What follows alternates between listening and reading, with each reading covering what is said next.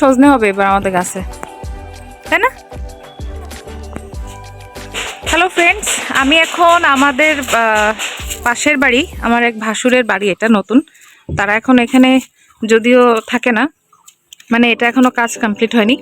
তো আমি ছাদে উঠেছি, আমি আর আমার এক ভাসুরের ছেলে সৌরভ। ওকে আমি লাস্ট ভিডিওতে আপনাদেরকে দেখিয়েছিলাম। একটু তাকা, হ্যালো। তো আমরা দুজনে এখানে এসেছি একটু গ্রামের পরিবেশটা একটু দেখানোর জন্য, মানে আমাদের বাড়ির আশেপাশে। তো এইটা হচ্ছে আমাদের বাড়ি, এই যে ছাদ দেখা যাচ্ছে এটা আমাদের বাড়ি। আর আমাদের পুকুর হচ্ছে ওই একটা, এই একটা পুকুর। এই যে পাশে আমাদের কাঁঠাল গাছ, এই যে আম গাছে অনেক ফুল হয়েছে। এবার আশা করি কিছু ভালো ফলন হবে, দেখা যাক এখন কি হয়। তো এটাই হচ্ছে আমাদের বাড়ির আশেপাশের একটা দৃশ্য। এবং এই পাশে আমার আরও একটা ভাসুরের বাড়ি, এই যে যেটা দেখতে পাচ্ছেন এটা আমার আরও একটা ভাসুরের বাড়ি। তো যাই হোক, এটাও আরও একটা ভাসুরের বাড়ি। এই যে এটা হচ্ছে পুরো হচ্ছে এই পুরো এখান থেকে শুরু করে এই পুরো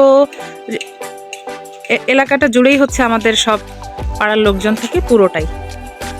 তো এটাই আপনারা দেখলেন। আমি ধীরে ধীরে আমার ইচ্ছা আছে যে আমি আমাদের পাড়ার মধ্যে গিয়েও আমি কাকিমাদের বাড়ি, তারপরে আমাদের আরও যাদের আত্মীয় স্বজন আছে সবাইকে দেখাবো।